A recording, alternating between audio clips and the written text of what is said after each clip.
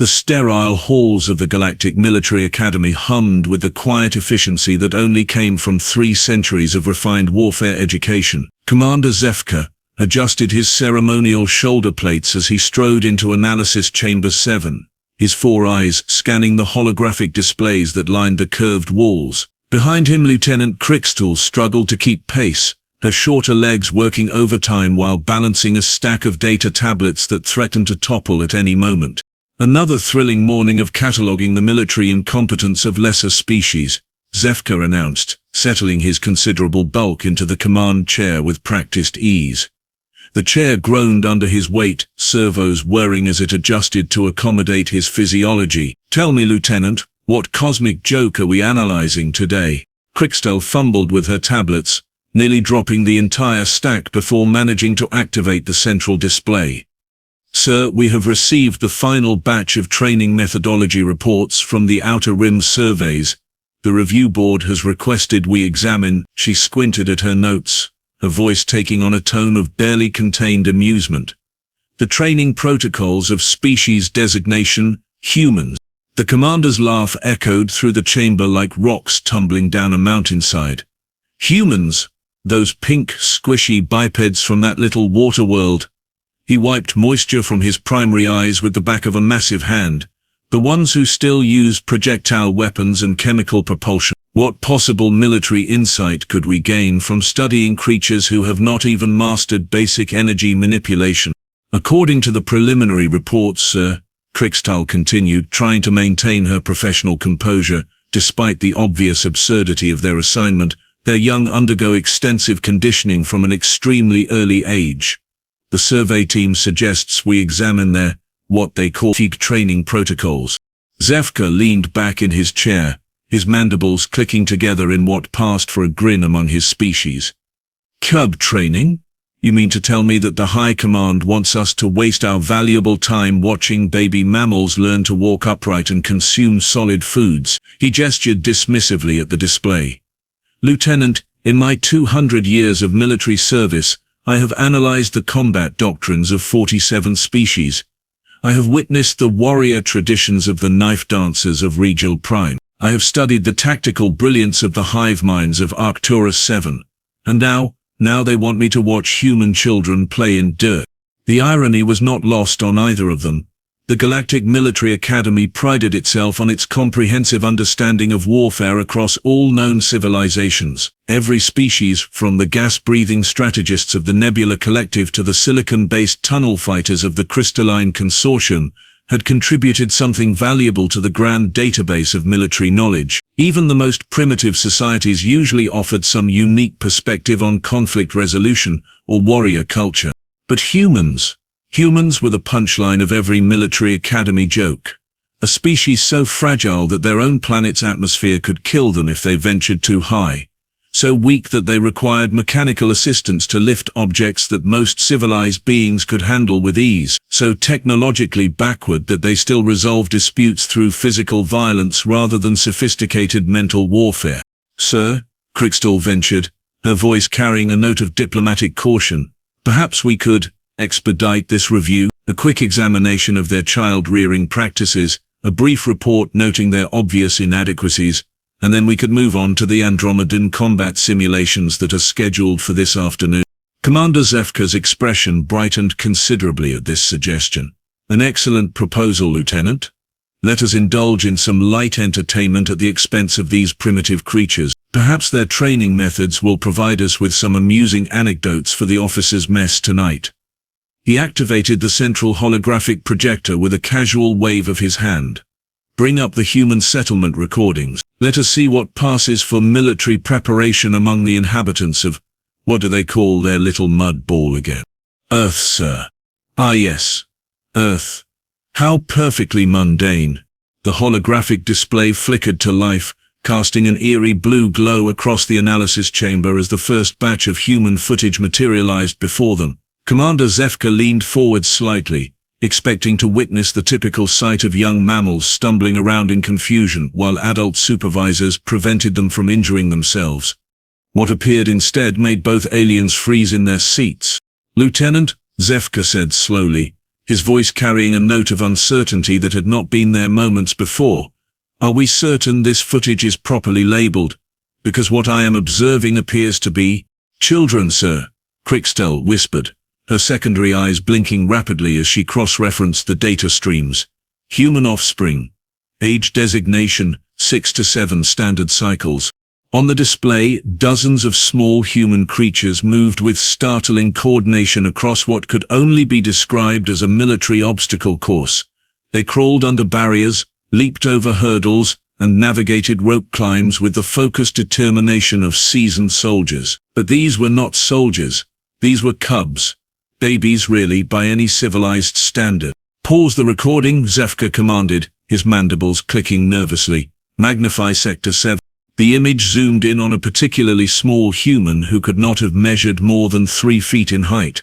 The creature was suspended from a rope, tiny hands gripping the fiber with white-knuckled intensity while its legs swayed freely beneath it. Its face was red and contorted with effort, moisture streaming from its optical sensors, yet it continued climbing.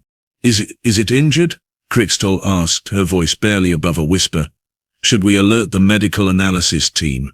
"No, Lieutenant," Zeph'ka replied, though his certainty was wavering. I believe this is intentional. Continue the playback." The footage resumed, and the small human reached the top of the rope, rang a bell with obvious satisfaction, and slid down to join its companions. What followed defied everything the aliens thought they knew about child development. A larger human, presumably an adult supervisor, began shouting commands at the group. The children immediately dropped to the ground and began performing what could only be described as punishment exercises. They pushed their small bodies up and down repeatedly, their arms trembling with exertion. When several of the youngest ones collapsed from fatigue, the adult human encouraged them to continue. "This cannot be correct," Zeph'ka muttered, adjusting the display controls. "Run a linguistic analysis on the adult's vocalizations. Surely these are expressions of concern for the cub's well-being." The translation matrix hummed for several moments before displaying its results. "Again. 20 more. Push through the burn. Champions are made when nobody is watching." Commander Zeph'ka's 4 eyes widened in horror. They are deliberately causing physical distress to their own offspring. But the revelations were far from over. The scene shifted to an indoor facility, where groups of human children were engaged in what appeared to be ritualized warfare. They hurled spherical projectiles at each other with vicious intent, and when struck, the victims were eliminated from the combat zone. The survivors showed no mercy, targeting the weakest members of the opposing force with calculated precision. "Combat simulation," Krix'tal breathed. "They are training these cubs for actual warfare." Another scene materialized. Human children divided into teams, engaged in territorial conquest exercises. They employed stealth tactics, coordinated assaults, and strategic positioning to capture enemy flags, while defending their own installations. The level of tactical thinking displayed by these juvenile creatures rivaled that of military academy cadets. "In the name of the 7 moons," Zeph'ka whispered. "How old did you say these creatures were?" 6 to 7 cycles, sir. Some appear even younger." The commander's thoughts drifted to his own species' child-rearing practices. Zeph'irian offspring spent their first 30 cycles in protective pods, surrounded by cushioned barriers, and monitored continuously for any sign of distress. They were fed pre-digested nutrients and entertained with soothing vibrations, until their carapaces hardened sufficiently to withstand minor impacts. The concept of deliberately subjecting children to physical challenges was so foreign that their language had no words for it. "Sir," Krix'tal ventured, her voice trembling slightly, "among my people, offspring are not permitted to engage in any strenuous activity until their 20th cycle. We consider it barbaric to expose developing minds to stress or competition." Zeph'ka nodded grimly.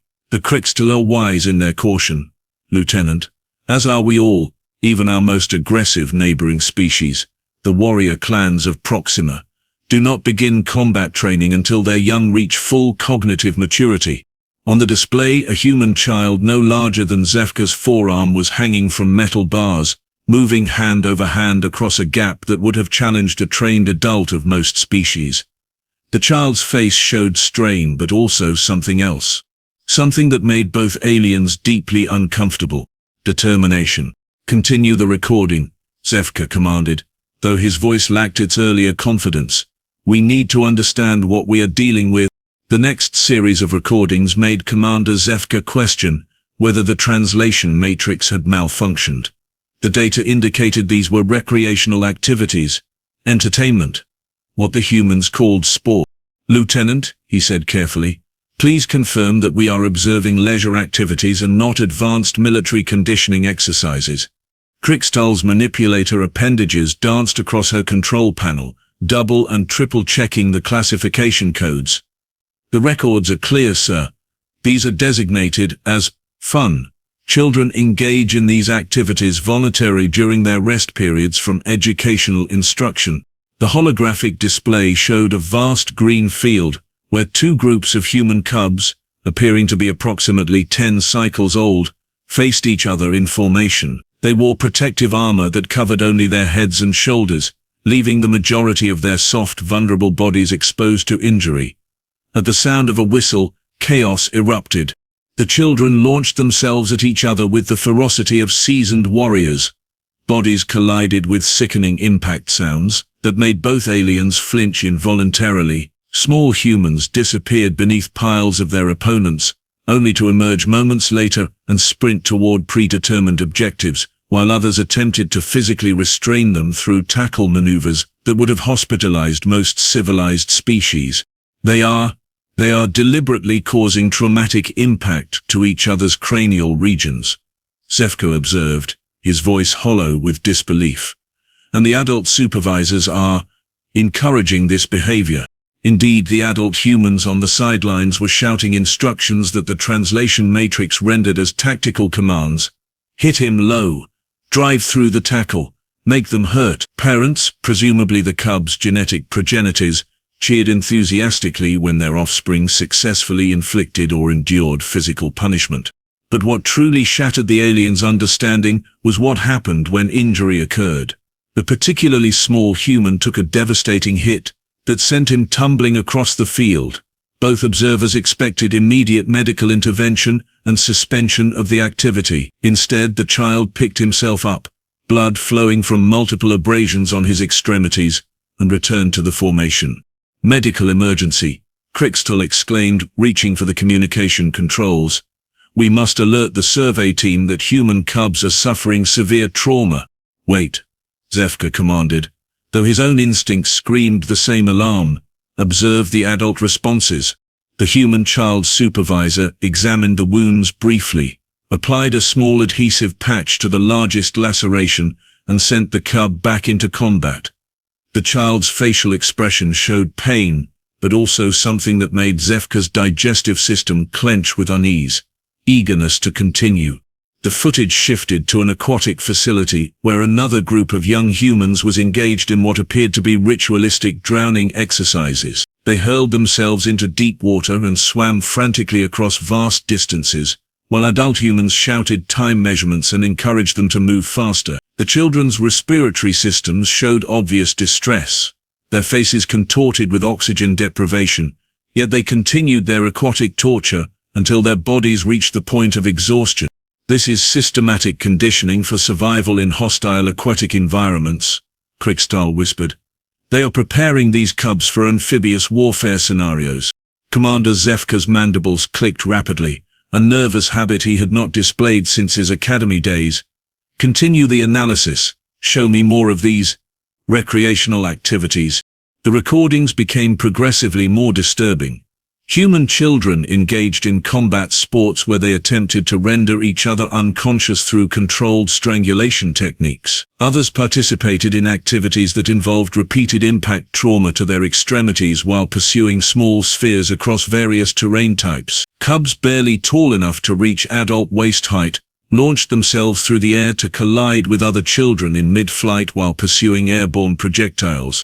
Each activity followed the same pattern: deliberate exposure to physical stress, acceptance of pain as a normal component of the experience, an immediate return to activity following injury. The adult humans not only permitted this behavior, but actively celebrated it when cubs demonstrated higher pain tolerance or more aggressive tactics. "Sir," Krix'tal said, her voice strained, "I am beginning to detect a pattern in these conditioning protocols. These are not isolated training exercises. This appears to be systematic preparation for something." The most disturbing revelation came when they observed younger humans, barely able to coordinate their locomotion, engaged in similar activities. 3-year-old cubs kicked balls while running across uneven terrain. 4-year-olds climbed vertical structures that towered above their heads. 5-year-olds engaged in wrestling matches where the objective was to physically dominate their opponents.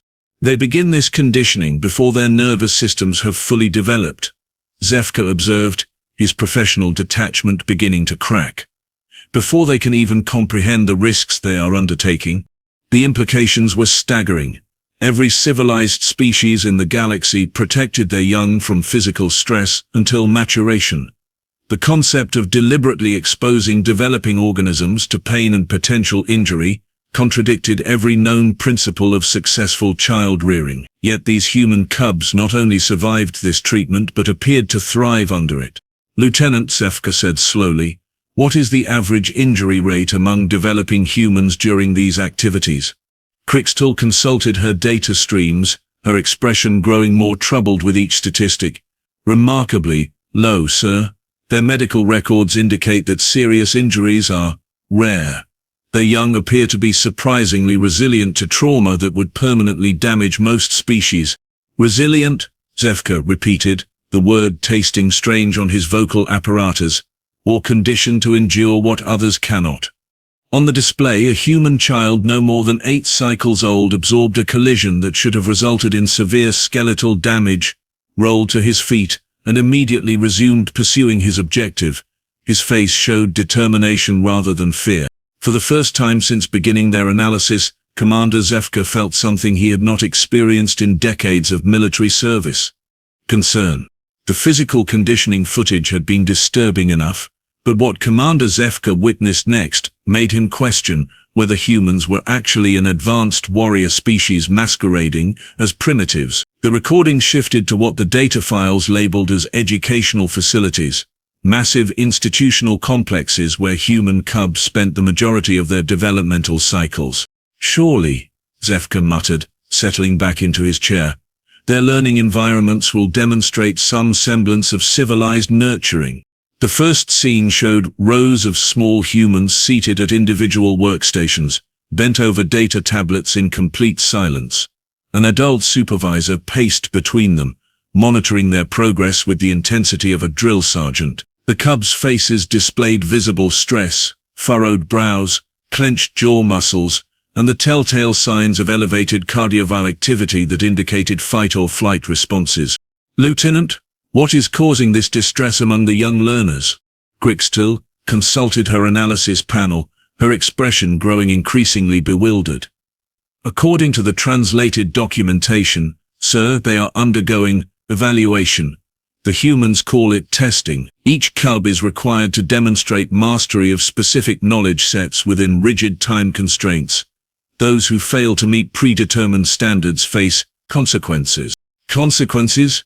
Zeph'ka's voice carried a note of dread. "What manner of consequences?" The footage provided the answer. Cubs who performed poorly were subjected to additional conditioning exercises. They were required to remain in the facility for extended periods, repeating failed tasks until they achieved acceptable results. Some were transferred to different group classifications based on their performance rankings. The social implications became clear as the recordings continued. Failure resulted in separation from peer groups and assignment to lower status educational tracks.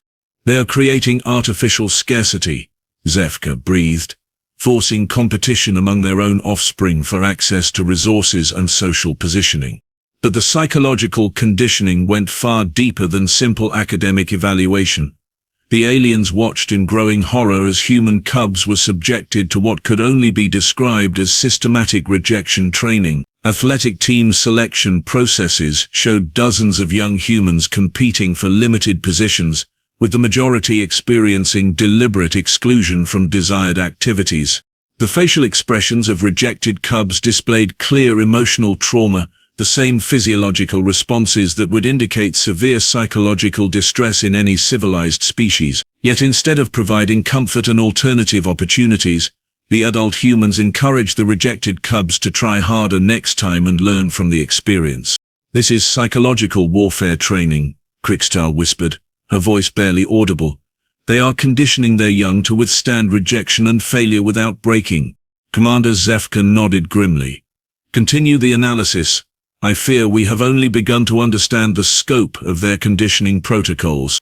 The recording shifted to what humans called academic competitions, events where cubs were transported to neutral facilities and forced to demonstrate knowledge superiority over peers from other institutions. These contests were treated with the seriousness of military campaigns, complete with team uniforms, strategic preparation sessions, and elimination-based tournament structures. The aliens watched in fascination and horror as human cubs, some appearing no older than 8 standard cycles, faced off in spelling competitions that resembled psychological duels. Individual children stood before audiences of their peers and adult judges, required to demonstrate perfect recall of linguistic patterns under extreme pressure. When they failed, and failure was inevitable, given the deliberate difficulty of the challenges, they were eliminated from competition in full view of their companions.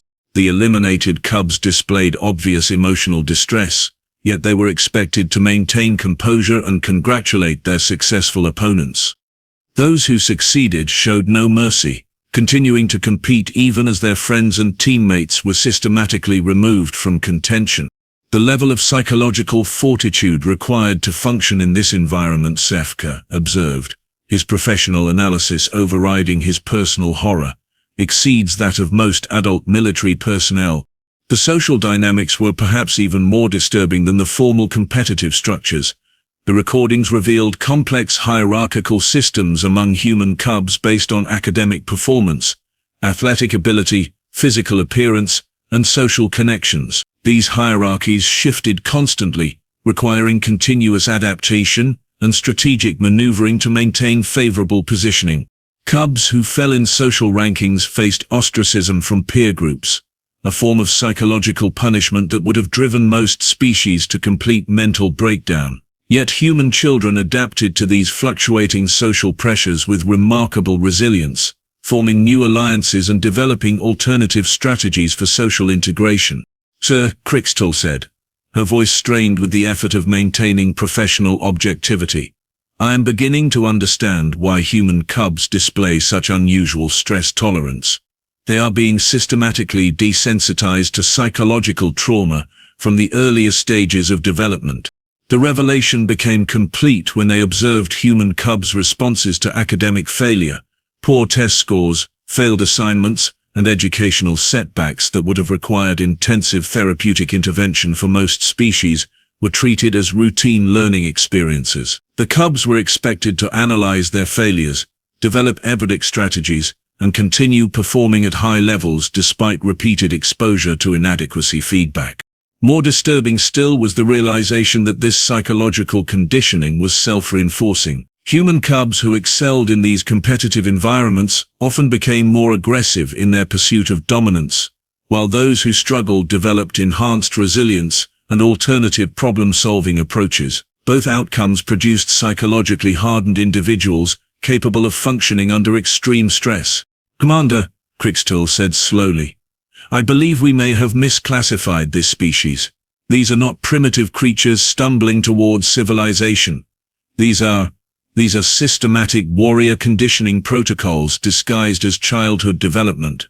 Zeph'ka stared at the display, where a human cub who had just experienced devastating academic failure was already planning his next attempt at success.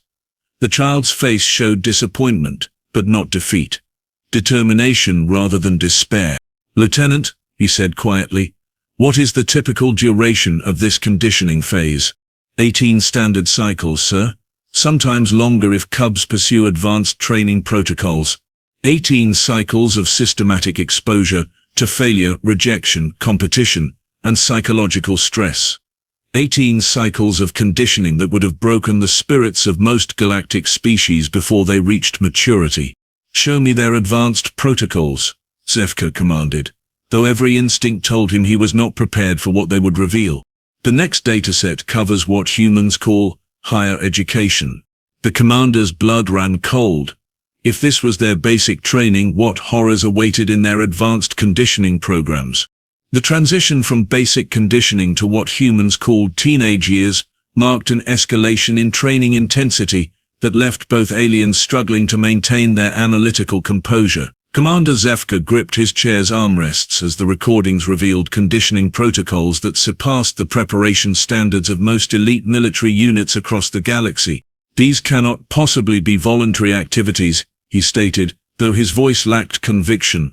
On the holographic display, human adolescents were suspended hundreds of feet above ground level, clinging to sheer rock faces with only their fingertips and primitive safety equipment. They moved deliberately up vertical stone walls, their muscles trembling with exertion as they sought handholds that seemed impossibly small.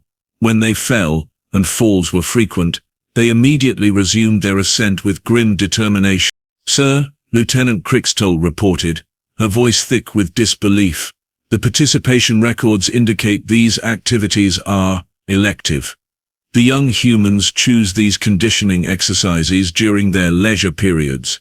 The recordings shifted to wilderness environments where groups of teenage humans had been deliberately abandoned with minimal survival equipment. They constructed shelters from natural materials, procured their own food through hunting and foraging, and navigated vast territories using only primitive directional instruments. Adult supervisors observed from a distance but provided no assistance, even when the cubs faced obvious dangers. "Survival training in hostile environments," Zeph'ka whispered. "They are preparing their adolescents for deployment in combat zones where technology cannot be relied upon."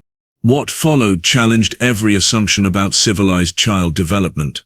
Human teenagers engaged in hand-to-hand combat training that emphasized inflicting maximum damage on opponents. They learned to exploit anatomical weaknesses, disable adversaries through joint manipulation, and render enemies unconscious through precisely applied pressure techniques. The instruction was methodical and thorough, covering dozens of ways to incapacitate or eliminate threats using only bare hands. Lieutenant Krix'tal paused the recording, her manipulator appendages trembling as she accessed supplementary data. "Commander, these martial arts programs are marketed to parents as character development activities. They claim the training builds confidence and discipline." "Character development," Zeph'ka repeated slowly. "They are describing psychological conditioning for violence as personality enhancement." The footage resumed with scenes that made both observers visibly recoil. Human teenagers participated in what appeared to be extreme environmental conditioning. Deliberate exposure to temperature extremes, oxygen deprivation scenarios, and endurance challenges that pushed their physiology to the breaking point. They ran vast distances across varied terrain, carried heavy equipment for extended periods, and functioned effectively despite obvious fatigue and discomfort. But perhaps most disturbing was the realization that these activities were not imposed by military authorities or survival necessities. The human cubs sought out increasingly difficult challenges, competing with each other to undertake the most demanding conditioning protocols available. "They escalate their own training intensity," Krix'tal observed, her voice barely above a whisper, "without external coercion." The recording showed human teenagers organizing their own survival expeditions, seeking out dangerous climbing routes, and pursuing martial arts disciplines that emphasized maximum physical and mental stress. They spoke enthusiastically about pushing their limits and building character through adversity, concepts that translated poorly into galactic standard but seemed to involve deliberate pursuit of suffering. Commander Zeph'ka felt a tremor in his primary hands as he watched a group of human adolescents voluntarily subject themselves to cold water immersion training. They sat in frozen lakes until their bodies entered hypothermic states, then forced themselves to continue functioning despite severe physiological distress. The adult supervisor encouraged this behavior, praising cubs who demonstrated the highest tolerance for environmental extremes. "Sir," Krix'tal said, her professional composure finally cracking, "I am experiencing difficulty processing this information. My cognitive systems keep flagging these activities as torture protocols, yet the humans treat them as beneficial experiences. Behind them, the chamber's automated monitoring systems detected elevated stress indicators and triggered mild atmospheric adjustments to help the observers maintain equilibrium. Neither alien noticed the environmental changes, their attention completely focused on the impossible footage streaming before them. "Lieutenant," Zeph'ka commanded, his voice strained, "activate emergency communication protocols. I believe we need to consult with the Military Psychology Division immediately." "Already attempted, sir," Krix'tal replied. "Dr. Nelix is currently indisposed. The preliminary footage we transmitted caused what medical describes as an acute anxiety response. On the display, a human teenager, who could not have weighed more than 60 kilograms, was lifting objects that exceeded twice her body mass. Her face showed strain and determination in equal measure as she completed repetition after repetition of exercises designed to push her muscular system beyond normal operational parameters. "How do their bodies withstand this conditioning?" Zeph'ka wondered aloud. "Sir, physiological analysis suggests their skeletal and muscular systems actually adapt and strengthen in response to stress. Unlike most species, they appear to become more resilient through exposure to trauma rather than weakening." Commander Zeph'ka stared at the recordings, a terrible understanding beginning to form in his mind. These were not primitive creatures stumbling toward military competence. These were systematic warrior development protocols disguised as recreational activities. And the most terrifying aspect was simple: it worked. The final recordings began innocuously enough. Large gatherings of humans in ceremonial dress, apparently celebrating some form of achievement milestone. Commander Zeph'ka expected to witness relief ceremonies where survivors of the brutal conditioning protocols received medical treatment and psychological counseling for their trauma. Instead, he watched something that shattered his understanding of civilized behavior entirely.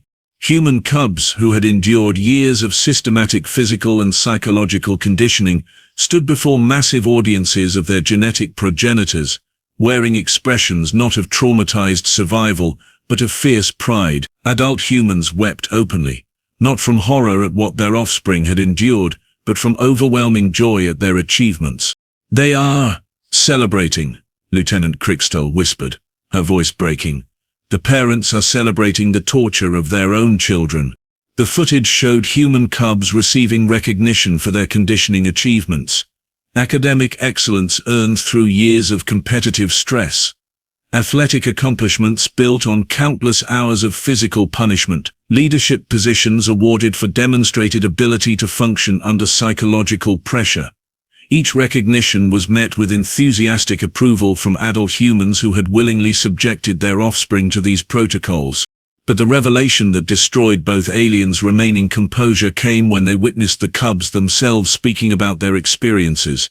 Young humans stood before audiences and described their conditioning not as trauma to be overcome, but as valuable preparation that had made them stronger, more capable, and more resilient. "Thank you for never letting me quit," one teenage human said to her genetic progenitors, tears streaming down her face. "Thank you for making me push through when I wanted to give up. This graduation represents everything you taught me about never accepting defeat." Commander Zeph'ka's emergency communicator activated, flooding the chamber with medical alerts. Across the academy, alien officers who had reviewed preliminary footage were experiencing complete psychological breakdowns. Nelix had been transferred to intensive care after viewing just 20 minutes of human-child development protocols. "Sir," Krix'tal managed, though her own stress indicators were approaching critical levels, "I believe we have discovered why humans appear to be primitive despite their obvious capabilities." Zeph'ka could not respond. On the display, human families embraced their conditioned offspring, expressing pride in their ability to endure what would have broken most galactic species. The cubs had not merely survived their 18-cycle conditioning protocols, they had been transformed by them into something unprecedented. "They are not teaching their young to be warriors," Krix'tal continued, her voice hollow with realization. "They are teaching them that being human means thriving under conditions that would destroy anyone else." The final footage showed recent human graduates leaving their ceremonial gatherings and immediately seeking new challenges, more advanced education, demanding careers, extreme recreational activities. The conditioning had not ended with formal completion. It had instilled a permanent drive to pursue difficulty and transform obstacles into opportunities. Commander Zeph'ka's hands shook as he reached for the emergency shutdown controls. Around them, alert systems screamed warnings about critical stress levels among the analysis team. "Lieutenant," he said quietly, "I believe we have made a terrible error in our assessment of this species." On the display, a human mother held her newly graduated offspring, both of them laughing through tears of joy. The graduate's face showed the unmistakable signs of someone who had been systematically prepared for challenges that most beings could not even imagine. "Sir," Krix'tal asked, her voice barely audible, "what do we do with this information?" Zeph'ka stared at the frozen image of human celebration, understanding finally dawning with crushing clarity. These were not primitive beings stumbling towards civilization. These were apex predators who had disguised their warrior conditioning protocols as normal childhood development. And they had been doing it for generations. "Send an immediate priority transmission to High Command," he commanded, his voice hoarse. "Classification, species reclassification, extreme threat level." The chamber fell silent except for the hum of emergency medical systems responding to multiple alien officers requiring immediate psychological intervention. Somewhere in the galaxy, human children were playing games that doubled as combat training, and their parents were cheering them on.